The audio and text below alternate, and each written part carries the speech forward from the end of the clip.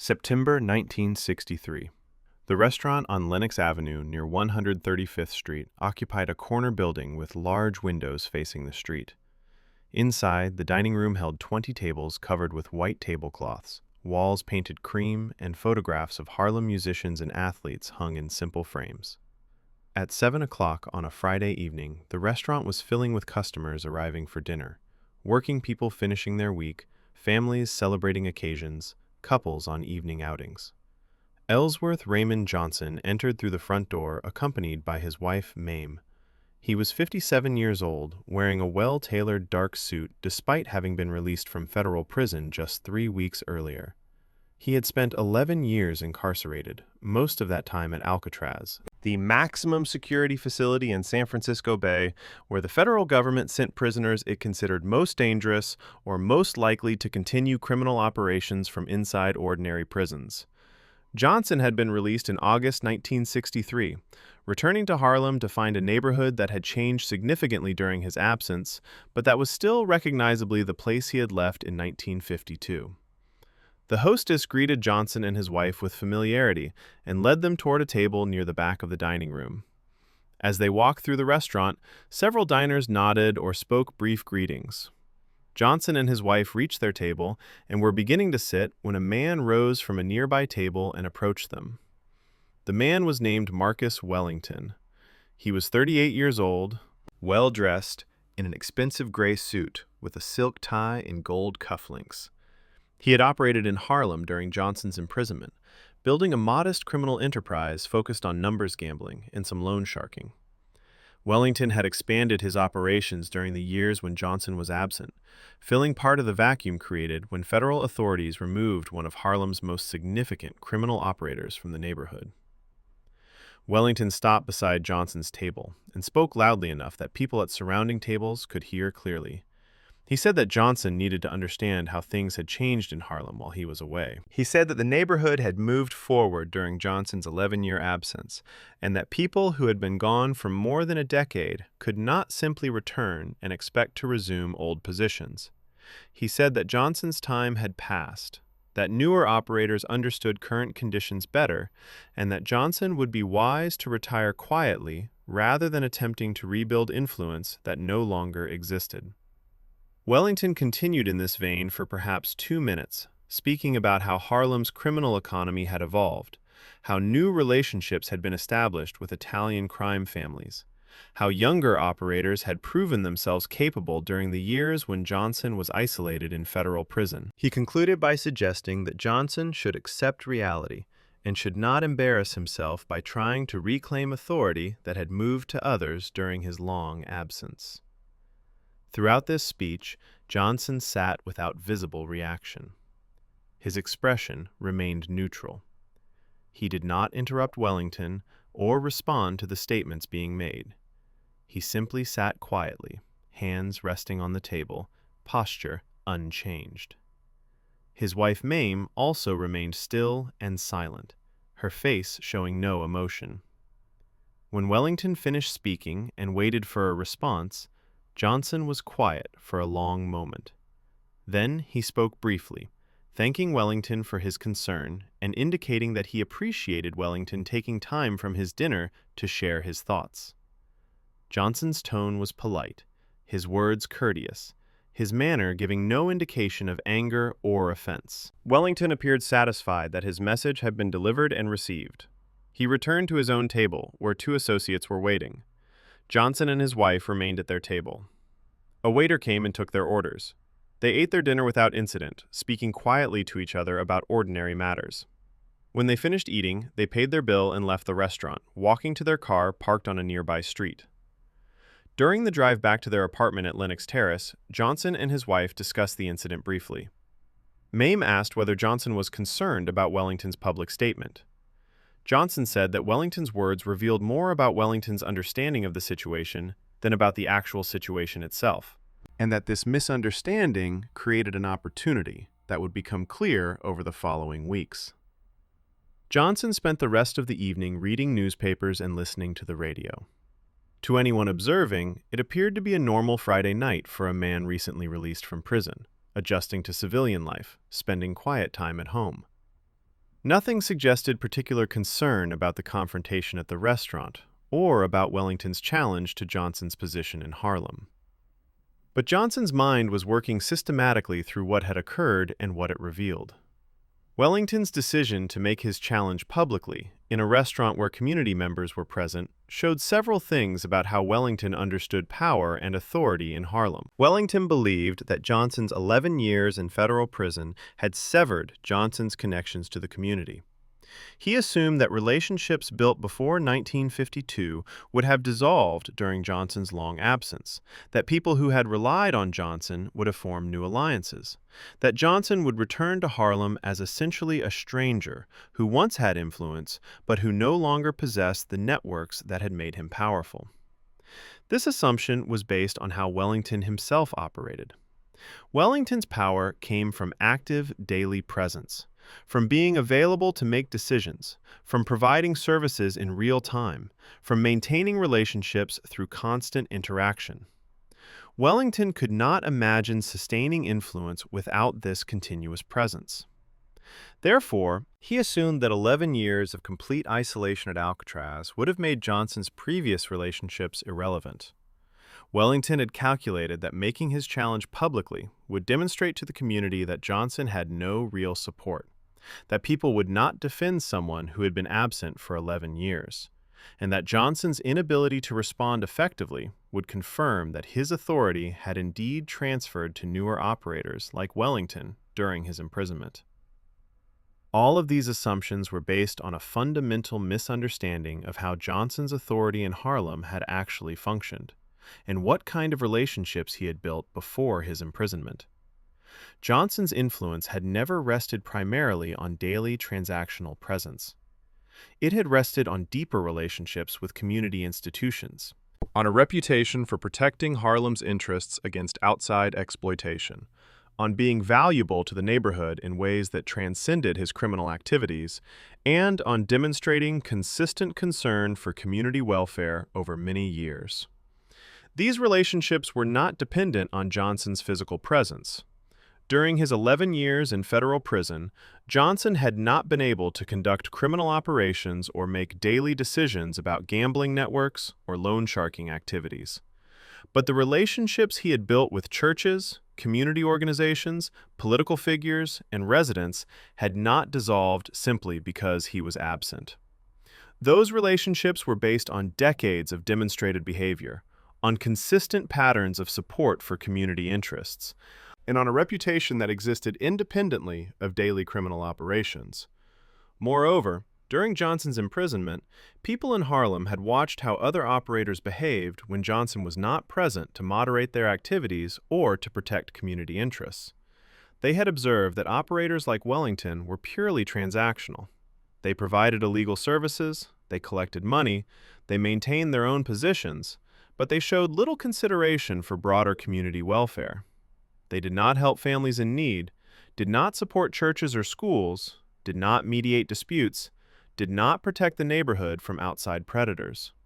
They simply extracted value while Johnson was absent. This comparison between how Johnson had operated before his imprisonment and how operators like Wellington conducted business during his absence had created a reservoir of goodwill toward Johnson that Wellington apparently did not know existed. People in Harlem remembered what Johnson had done for the community and compared it to what current operators were doing. The comparison made people hope that Johnson's return might restore some of the community-oriented behavior that had disappeared during his absence. Wellington's public challenge revealed that he had completely failed to understand this dynamic. He thought Johnson's isolation in federal prison meant isolation from the community. He did not realize that Johnson's reputation and the community's memory of his behavior had maintained relationships even while he was physically absent. Wellington believed he could demonstrate Johnson's irrelevance through a public challenge. Instead, he was about to discover that the community still valued what Johnson represented and would actively support his return to influence. This discovery would require creating opportunities for the community to demonstrate its support in ways that Wellington and others would have to acknowledge. Johnson needed to build a coalition that could apply various forms of pressure simultaneously, showing that his return to Harlem meant the return of someone the community wanted present rather than the intrusion of someone who belonged to an earlier era. Over the next 2 weeks, Johnson held a series of quiet meetings with people who played different roles in Harlem's social, religious, political, and economic landscape. The first meeting was with Reverend Adam Clayton Powell, Jr., congressman representing Harlem and pastor of Abyssinian Baptist Church. Powell was 55 years old, one of the most powerful black political figures in America, with influence extending across religious, political, and civil rights domains. He had known Johnson for decades and understood the complex role Johnson had played in Harlem before his imprisonment. Johnson explained that operators who had expanded during his absence appeared to believe that his 11 years in prison had eliminated his connections to the community. He noted that these operators were conducting business in ways that showed no consideration for community impact, purely extractive operations that benefited themselves while creating problems for residents. He suggested that community leaders might want to speak about what kind of operators they preferred to see in Harlem. Those who showed concern for community welfare, or those who simply extracted value without giving anything back. Powell understood immediately. The question was not whether illegal gambling or other criminal activity would exist in Harlem. That was going to occur regardless. The question was whether the people controlling those activities would be operators who cared about the neighborhood or operators who treated it purely as a source of profit. Powell had observed during Johnson's absence that the quality of criminal operations had declined in terms of community consideration. Having Johnson back potentially meant returning to a situation where at least some operators moderated their behavior based on community concerns. Powell indicated that he would speak publicly about community leadership and about the importance of people in positions of influence, whether legal or illegal, showing responsibility toward the neighborhood and its residents. The second meeting was with Malcolm X, who in 1963 was the national representative of the Nation of Islam and minister of Temple No. 7 in Harlem. Malcolm X was 38 years old, a powerful voice for black empowerment, and a figure who commanded enormous respect in the community despite, or perhaps because of, his uncompromising positions on racial justice and self-determination. Johnson explained that operators who had risen during his absence treated Harlem purely as territory to exploit for profit. They had no investment in black empowerment, no concern for community self-determination, no interest in protecting Harlem's autonomy from external control. They simply made money from illegal activities without consideration for how those activities affected the neighborhood's broader struggle for dignity and power. Malcolm X recognized that criminal activity was a complex issue for the black community. On one level, it was destructive, particularly drug distribution, which devastated families and undermined organizing efforts. But on another level, the question of who controlled criminal operations in black neighborhoods was connected to broader questions of power and autonomy. If criminal operations were going to exist, and realistically they were, then having black operators who showed some concern for community interests was preferable to having operators who treated the neighborhood purely as a resource to exploit. Malcolm X indicated that he would speak about self-determination and community control, emphasizing that black neighborhoods needed leadership that was accountable to community interests rather than to external profit motives alone. The third meeting was with Percy Sutton, a prominent civil rights attorney who represented numerous activists and who had deep connections in Harlem's political and legal communities. Sutton was 42 years old, building the reputation and relationships that would eventually lead to his election as Manhattan Borough President.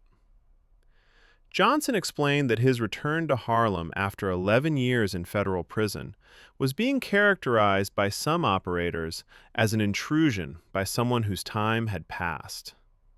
This framing ignored the fact that the community might actually prefer having operators who had demonstrated concern for neighborhood welfare, rather than operators who showed no such concern. Community voices needed to speak about what kind of leadership they valued and what kind they wanted to support. Sutton recognized that creating space for the community to express preferences about leadership, even leadership in illegal activities, was consistent with broader civil rights principles about self-determination and community autonomy. If the community was going to make clear statements about what it valued, those statements would influence who succeeded and who failed in various domains, including criminal operations. Sutton agreed to work with other community advocates to create opportunities for residents to express their views about what kind of leadership Harlem needed and deserved. The fourth meeting was with Dorothy Height, a leader in the National Council of Negro Women, and various organizations focused on family welfare, education, and community development.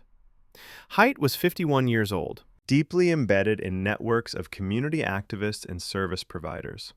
Johnson explained that during his absence, criminal operations in Harlem had become more predatory and less concerned with community impact. Operators extracted money through gambling and loan sharking, but provided no support for families in crisis, did not help with rent or medical expenses, showed no consideration for how their activities affected children and schools. Having operators who at least showed some community responsibility was preferable to having operators who showed none. Height understood that Johnson was describing a practical reality about how criminal activity intersected with community life. The ideal would be eliminating criminal activity entirely, but that was not realistic in the near term. Given that gambling and other illegal operations would exist, having operators who provided some support to families and who moderated their behavior based on community concerns was better than having purely predatory operators. Height agreed that her networks would discuss community leadership and would create opportunities for residents to identify what qualities they valued in people who held influence in the neighborhood. While these meetings were establishing a framework for community expression about leadership and values, Johnson was also taking direct action to demonstrate his continuing commitment to community welfare. He began providing assistance to families who were struggling with rent, medical bills, or other financial crises. He contacted people he had helped before his imprisonment and asked whether they needed current support. He reached out to churches and schools to ask what programs needed funding. He made it known that he was available to mediate disputes or to help resolve problems that residents were facing. These actions served multiple purposes. They demonstrated that Johnson's long absence had not changed his commitment to helping the community. They reminded people of how Johnson had operated before his imprisonment and created contrast with how current operators conducted business. And they activated relationships that had remained dormant during Johnson's incarceration, but that could be renewed through renewed interaction and support. Johnson also met with some of the local operators who conducted gambling and other illegal activities under arrangements with Wellington or other established figures. He explained that he was not trying to immediately disrupt existing operations, but was interested in understanding how business was being conducted and whether there were concerns about current arrangements. Several operators indicated that they felt pressured by Wellington and others to accept increasingly unfavorable terms, that they received no support when problems arose, and that they would prefer working with someone who understood community dynamics and who moderated operations based on broader considerations rather than pure profit maximization. By early October 1963, 3 weeks after Wellington's public challenge at the restaurant, the environment in Harlem had shifted in ways that Wellington had not anticipated and did not initially recognize. Reverend Powell spoke at Abyssinian Baptist Church about community leadership and responsibility. He talked about how true leaders showed concern for the welfare of everyone in the community, not just themselves.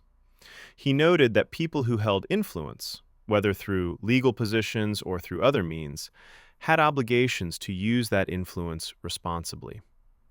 He emphasized that the community should support leaders who demonstrated commitment to collective welfare and should withdraw support from those who showed only self-interest.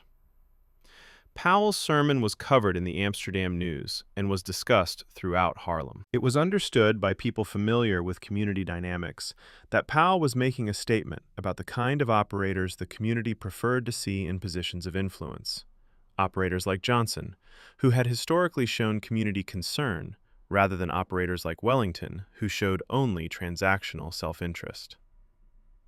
Malcolm X spoke at Temple No. 7 about self-determination and community control.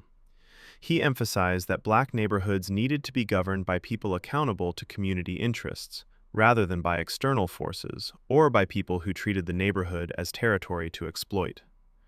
He noted that power could exist in many forms, but that all forms of power needed to serve the community's broader struggle for dignity and self-determination. Malcolm X's remarks were widely reported and were interpreted as support for Johnson's return, as representing a form of community-accountable leadership, in contrast to operators who had risen during Johnson's absence without establishing similar accountability to neighborhood interests. Percy Sutton organized community discussions about leadership and values. Meetings were held at various venues throughout Harlem where residents discussed what qualities they wanted to see in people who held influence in the neighborhood. These discussions produced consistent themes. People wanted leaders who showed concern for community welfare, who helped families in crisis, who supported institutions like churches and schools, who protected the neighborhood from external exploitation. They did not want purely transactional operators who extracted value without giving anything back. Summaries of these discussions were published in community newsletters and newspapers, creating a public record of community preferences that implicitly endorsed the kind of leadership Johnson had historically provided, and implicitly criticized the kind that Wellington represented. Dorothy Heights organizations documented support that Johnson was providing to families and compared it to the absence of similar support from other operators. They noted that Johnson's return had meant renewed assistance for families struggling with rent, medical expenses, and other crises. They observed that other operators who had been active during Johnson's absence had not provided comparable community support. This documentation was shared with media outlets and with community organizations, creating a narrative about different approaches to operating in Harlem.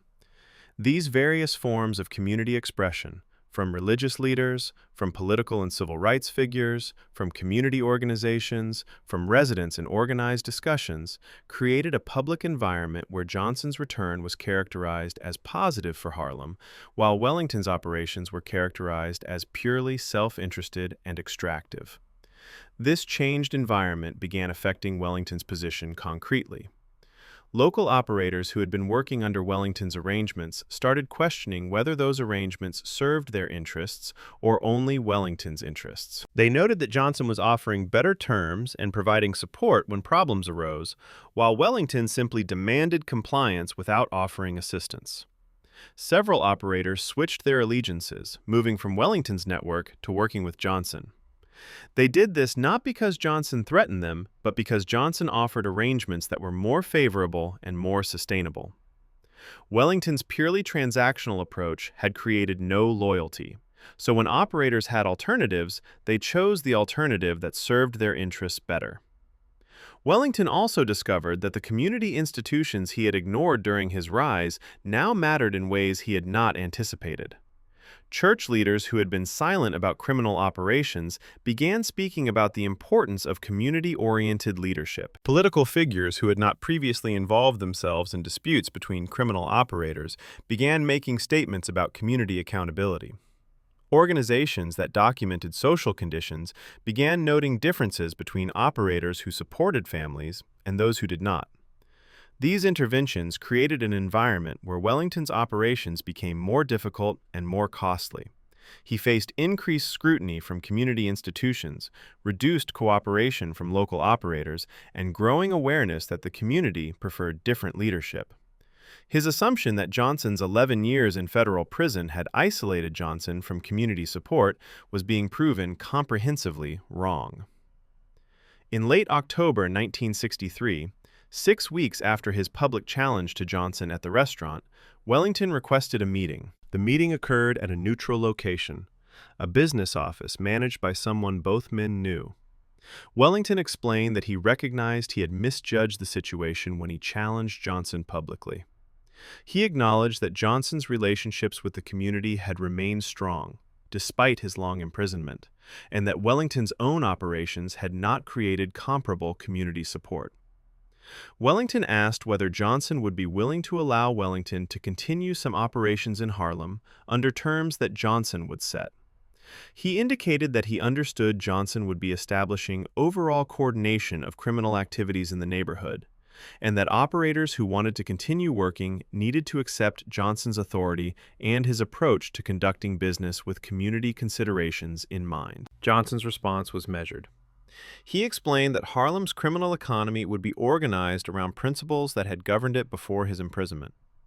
Operators would show consideration for community impact, would provide support to families and institutions when needed, would moderate behavior to avoid creating excessive problems that would bring law enforcement attention, and would accept that maximizing short-term profit was less important than maintaining sustainable operations that the community would tolerate over time. Wellington could continue operating if he accepted these principles and demonstrated actual commitment to them rather than just verbal agreement.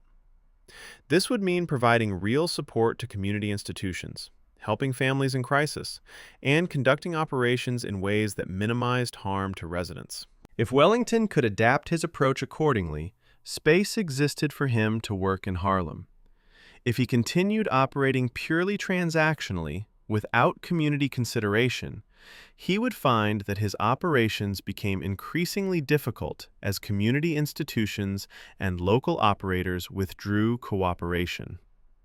Wellington agreed to these terms. His operations were substantially reduced from what they had been during Johnson's absence, and he was required to demonstrate ongoing commitment to community support through regular contributions to churches, assistance to families, and moderation of business practices that created problems for residents. The victory was visible and verifiable. Wellington's public challenge had failed. His assumption that Johnson was isolated from community support had been proven wrong through multiple forms of community demonstration, from religious leaders, from political figures, from community organizations, from local operators, from residents, and organized discussions. Johnson's authority in Harlem was restored, not through violence or through eliminating Wellington, but through community mobilization that showed Wellington his understanding of the situation was completely mistaken. More significantly, the terms under which Wellington and other operators now worked established explicitly that community considerations would govern how criminal activities were conducted. Operators who wanted to work in Harlem needed to demonstrate commitment to community welfare, needed to provide support to institutions and families, needed to moderate their behavior based on broader considerations rather than pure profit maximization. This represented a fundamental shift from how operations had been conducted during Johnson's absence. The immediate aftermath brought stability and change simultaneously. Criminal operations continued in Harlem, gambling, loan sharking, and other activities that had existed before Johnson's imprisonment, and that would continue regardless of who controlled them. But how those operations were conducted changed substantially. Operators provided community support, helped families in crisis, funded church programs and school activities, and moderated their behavior to minimize harm to residents. This represented the restoration of patterns that had existed before Johnson's imprisonment, but that had disappeared during his absence. Wellington and other operators who had risen during those 11 years had conducted business purely for their own benefit. Johnson's return meant the return of an approach where operators at least showed some consideration for community interests, even while engaging in illegal activities. But the deeper significance of Wellington's failed challenge took years to fully manifest, extending beyond Johnson's death in 1968 and influencing how Harlem's criminal economy operated for the following generation. The incident demonstrated clearly that community relationships could survive long absences and could be reactivated when someone returned who had built those relationships through decades of demonstrated behavior. Wellington had assumed that 11 years in federal prison would sever Johnson's community connections. Instead, those connections had remained dormant but intact, ready to be renewed when Johnson returned and began again showing the kind of community commitment that had created the relationships initially. This lesson influenced how criminal operators thought about building sustainable positions in Harlem. They learned that power based purely on transactional presence was vulnerable to displacement when someone with deeper community integration appeared or reappeared. Building lasting influence required creating relationships with community institutions, demonstrating sustained concern for neighborhood welfare, and establishing reputations that existed independently of daily criminal operations. The community institutions that had mobilized in support of Johnson also learned valuable lessons. They learned that their voices mattered in determining who succeeded in criminal operations, that community support or opposition could make the difference between an operator thriving or failing, and that speaking collectively about what kind of leadership they preferred could shape outcomes even in domains that seemed purely criminal. These institutions used these capabilities more systematically in subsequent years. When criminal operators created problems for the community, institutional voices spoke out. When operators showed community consideration, that behavior was recognized and supported. This created accountability mechanisms that influenced how criminal activities were conducted and who controlled them. For Johnson personally, Wellington's failed challenge validated his understanding of where sustainable power came from. Wellington had built his position during Johnson's absence through daily transactional presence, through controlling gambling operations and loan sharking activities, through being available to make decisions and provide services. This gave Wellington position and income, but it did not create the kind of relationships that could survive challenges or that would generate community support when needed. Johnson's power had always been based on deeper foundations, on relationships with churches, community organizations, political leaders, and residents that were built through decades of demonstrated concern for community welfare. These relationships were not dependent on Johnson's daily presence or on his active criminal operations. They were based on reputation, on consistent patterns of behavior, on being valuable to the community in ways that transcended his illegal activities. When Wellington challenged Johnson publicly, assuming that 11 years of isolation had destroyed these relationships, he discovered that his assumption was completely wrong. The relationships remained intact because they were based on something more substantial than daily transactions. They were based on community memory of what Johnson had done over many years, on comparisons between how Johnson had operated and how other operators conducted business, and on hope that Johnson's return would restore community-oriented approaches that had disappeared during his absence. This was sustainable power, power that could survive 11 years of complete physical absence and isolation in federal prison, because it rested on foundations that were independent of daily presence. Wellington's transactional power dissolved quickly when challenged because it had no such foundations. The contrast between the two approaches could not have been more clear. The phrase, "Harlem proved otherwise," became associated with Wellington's failed challenge in community oral history. It referred not just to this specific incident, but to a broader principle that community relationships and reputation could outweigh formal position and daily presence when those relationships were built on genuine, demonstrated commitment rather than on transactional self-interest. This principle was taught to younger people entering various fields in Harlem: criminal operations, legitimate business, community organizing, political work. The lesson was that sustainable influence required building real relationships with community institutions and demonstrating consistent concern for collective welfare. People who relied purely on transactional presence and formal position would find that their influence disappeared quickly when challenged by people who had built deeper community integration. When Johnson died in 1968, 5 years after Wellington's challenge, thousands of people attended his funeral. The service was held at Abyssinian Baptist Church, where Reverend Powell delivered a eulogy speaking about Johnson as a complex figure who had operated in the criminal world, but who had also demonstrated concern for Harlem's community and had used his influence in ways that showed accountability to neighborhood interests.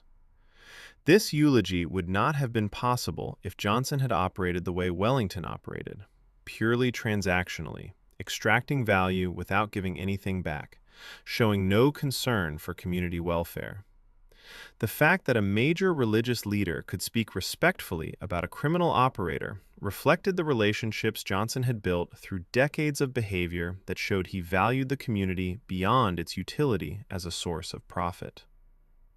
Wellington attended Johnson's funeral, understanding that he was witnessing the community's demonstration of support for someone whose influence had rested on foundations Wellington had not understood when he made his challenge in 1963.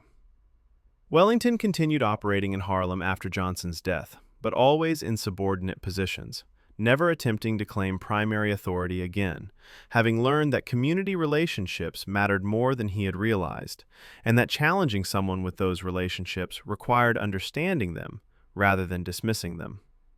The incident was never formally documented. No newspaper articles from 1963 described Wellington's challenge or the community's response, in the specific terms detailed here. The story existed in community memory, passed down through oral tradition as an example of how power actually worked in Harlem and how assumptions about isolation could be proven wrong when they failed to account for the depth of community integration. But this lack of formal documentation did not diminish the story's significance. In fact, the absence of official records enhanced its meaning by showing that some of the most important power dynamics occurred outside formal channels, in spaces where community relationships determined outcomes more decisively than formal positions or official authority. The restaurant where Wellington had made his public challenge continued operating for many years. People who knew the history would sometimes point out the approximate location where Wellington had stood when he told Johnson that his time had passed and that he should retire quietly. The irony of Wellington making that statement in a public space where community members could hear it and where their subsequent mobilization would prove him wrong was noted as an example of how badly Wellington had misjudged the situation. This memorialization in physical space and oral tradition kept the lesson alive for new generations. The story taught that isolation was not just about physical absence.